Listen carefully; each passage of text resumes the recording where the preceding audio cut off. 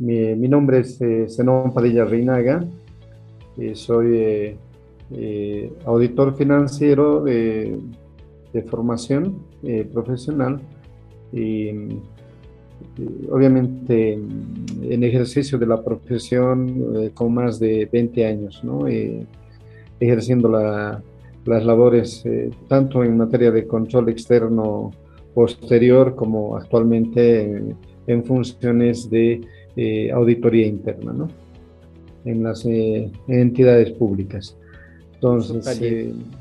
este curso taller sobre la auditoría de confiabilidad de estados financieros, por supuesto, es proporcionar a los participantes del evento los conocimientos necesarios y o fortalecer en aquellos casos donde sí ya los auditores internos tienen ya conocimientos suficientes por la experiencia profesional que realizan, fortalecer esos conocimientos y actualizar, si se quiere, en las herramientas necesarias para poder ejecutar la auditoría de confiabilidad de estados financieros. En el entendido de que esta auditoría de confiabilidad de registros y estados financieros, que es la denominación completa, obviamente la primera parte estamos en los últimos días de ejecución. Luego pasaríamos a la segunda parte de esta auditoría, que es precisamente el propósito de este evento, la auditoría de confiabilidad de los estados financieros, ¿no? Lo que significa que se va a trabajar con lo que son los estados financieros y el pronunciamiento que va a emitir o deben emitir las unidades de auditoría interna. Va a ser un curso eminentemente práctico, ¿no? Un curso taller con base en las nuevas normas de auditoría de confiabilidad de registros y estados financieros que los ha aprobado y emitido la Contraloría General del Estado en su condición de órgano rector del control gubernamental. Esto está diseñado por la naturaleza del evento, principalmente a los profesionales, auditores internos de las entidades públicas, ¿sí? De las unidades de auditoría interna del sector público, ¿no? No obstante, no está cerrado solamente para ellos, sino también para los asesores de las entidades públicas y en su caso los principales gerentes y administradores, lo que comúnmente llamamos las máximas autoridades ejecutivas de las entidades públicas y por supuesto los estudiantes de contaduría pública, ¿no? Que de una u otra manera ya van realizando sus trabajos de pasantía y trabajos dirigidos en las entidades públicas y por supuesto que este curso va a ser muy importante y muy interesante para poder ir incursionando en este tipo de auditorías. Bueno, en cuanto al contenido mínimo, está dividido o se lo ha dividido en tres partes claramente diferenciables. Una primera parte es el marco normativo y conceptual relativo a este tipo de auditoría, en el cual se va a revisar el marco legal, ¿sí? Que establece la obligatoriedad de ejecución de esta auditoría, o sea, la auditoría de confiabilidad de registros y estados financieros, marcado en lo que es en la ley 1178 y sus decretos reglamentarios, ¿no? Luego será una revisión muy rápida, muy sucinta de sus aspectos sustanciales de las normas de auditoría de confiabilidad de registros y estados financieros que precisamente han entrado en vigencia a partir de este año y los primeros informes o primeros pronunciamientos van a ser emitidos justamente en los siguientes días en lo que va, que es esta segunda parte al cual está dirigido este evento, ¿no?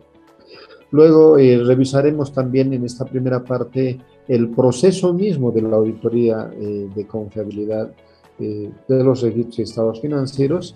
Eso en cuanto a aquellas etapas y los productos principales que emanan de este tipo de auditoría. Luego entraremos a una segunda parte denominada el marco conceptual. En este marco conceptual Principalmente vamos a ver las principales diferencias que hay entre la confiabilidad y la razonabilidad de los estados financieros, es decir, entre una auditoría de confiabilidad de registros y estados financieros y una auditoría financiera propiamente dicha, ¿no? Luego, revisaremos también en esta parte el reglamento para la elaboración y presentación de estados financieros. Este reglamento que también ha entrado en vigencia recientemente, está aprobado por una resolución ministerial, la 467, emitida por el Ministerio de Economía y Finanzas Públicas, ¿no? Como órgano rector del sistema de contabilidad integrada. Revisaremos los aspectos sustanciales, ya que tienen que ver necesariamente con la preparación de los estados financieros que luego van a ser auditados por las unidades de auditoría interna. Asimismo, revisaremos en esta parte aspectos sustanciales de las normas básicas del sistema de contabilidad integrada, que es en realidad el criterio o los criterios técnicos contenidos en dicha norma que deben ser aplicados en la evaluación de la información financiera por parte de los auditores internos. Eso sería en cuanto a la segunda parte. Luego entraríamos a la tercera parte, que es la parte sustancial, que tiene que ver con la ejecución mismo del trabajo de auditoría, desde lo que es la planificación de la auditoría.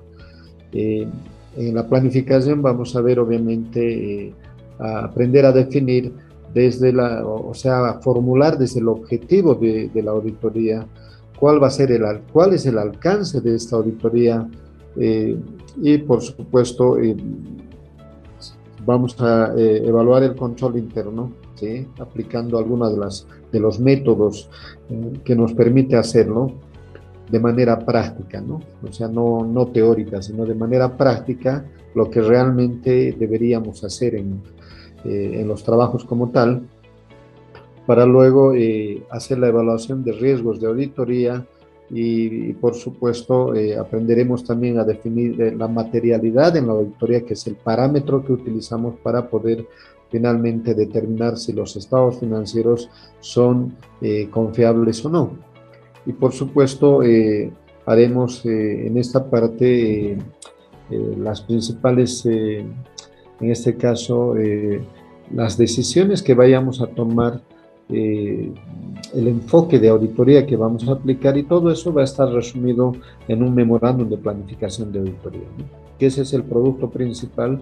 Y por supuesto los programas de trabajo, diseñar programas de trabajo a la medida de las operaciones auditadas, y para esto tomaremos como ejemplo X entidad pública, y trabajar con información prácticamente real que nos permita tomar decisiones como auditores internos. Eso en cuanto a la primera etapa de lo que es esta auditoría.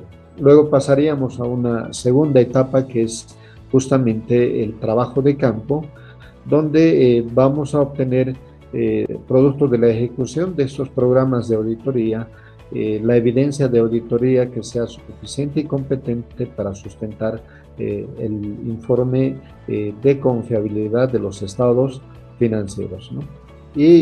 Por supuesto, en esta parte vamos a analizar hallazgos de auditoría. Una de las debilidades que notamos justamente en la ejecución de los trabajos tiene que ver con la formulación de los hallazgos de auditoría, ¿sí?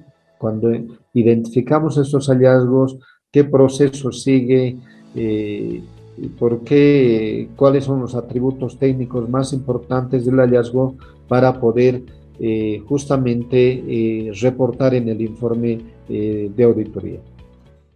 Luego entraríamos a la tercera y última etapa de esta auditoría, que tiene que ver con la comunicación de resultados. Aquí sí vamos en esencia vamos a definir, sí, el tema de lo que significa en este caso, eh, desde lo que es la preparación de la carta de representación de gerencia.